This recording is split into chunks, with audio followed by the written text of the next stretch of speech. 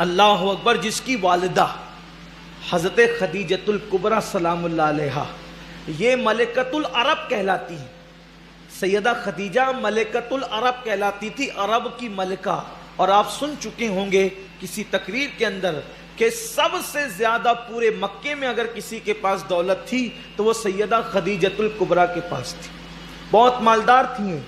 ایک مرتبہ حضور صلی اللہ علیہ وسلم کی خدمت میں یہ سالن لے کر کے آ رہی تھی۔ اب توجہ کریں سیدہ فاطمہ کی امی کی شان کیا ہے۔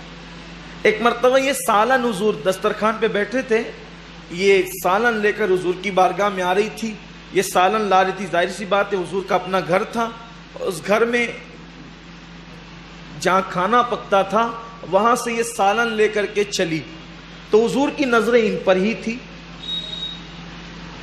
اب چونکہ حضرت خدیجۃ الکبریٰ سے حضور کو اتنا پیار تھا کہ جب تک حضرت خدیجہ حیات رہی اس وقت اللہ کے رسول صلی اللہ علیہ وسلم نے دوسرا نکاح نہیں فرمایا۔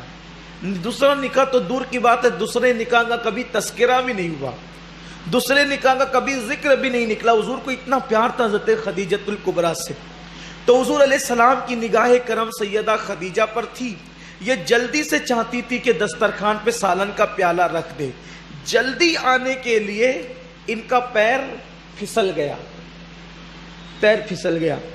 اب کوئی عزت دار انسان اور شریف انسان اس کا پیر پھسلتا ہے تو وہ شرما جاتا ہے۔ بلکہ آج بھی آپ دیکھیں اگر کوئی عزت دار آدمی بائک چلا رہا ہو، شریف آدمی، اور وہ بائک جو ہے وہ بجھ جاتی ہے، بند ہو جاتی ہے، تو بھی انسان کو شرم آتی ہے کہ یہ پبلک یہاں پر موجود ہے اور یہاں میری بائک کیسے بند ہو گئی، شرم آتی ہے۔ شریف لوگوں کی بات کرتا ہوں، بے حیا لوگوں کو تو سب ہضم ہوتا ہے، بات تو شرافت کی ہے۔ یہ اندر سے ایک فیلنگ ہے شرافت کی۔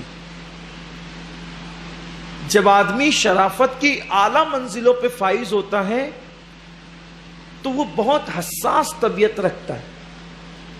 حضور علیہ الصلوۃ والتسلیم نے لوگوں کے سامنے پوری زندگی میں کبھی ناک نہیں چھینکی، پوری زندگی میں حضور علیہ السلام نے لوگوں کے سامنے کبھی ناک نہیں چھینکی۔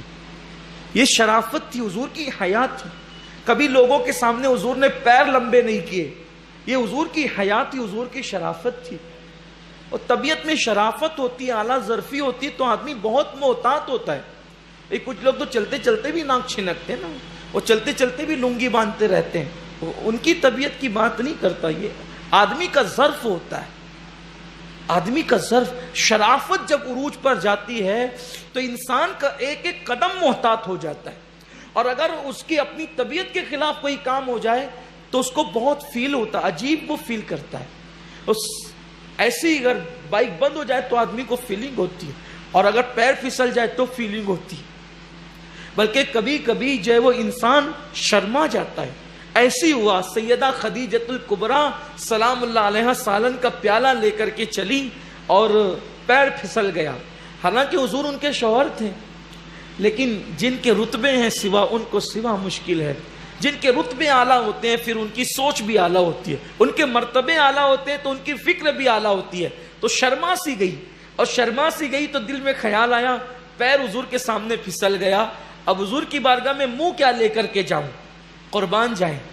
اللہ نے جبریل کو کہا جبریل اب سدرہ پہ رکنے کا وقت نہیں ہے، میرے محبوب کی محبوبہ شرما گئی ہے، اب اس کی شرم کو دور کرنے کے لیے جا کر میرے محبوب سے کہہ دو کہ اللہ عرش سے خدیجہ کو سلام کرتا ہے۔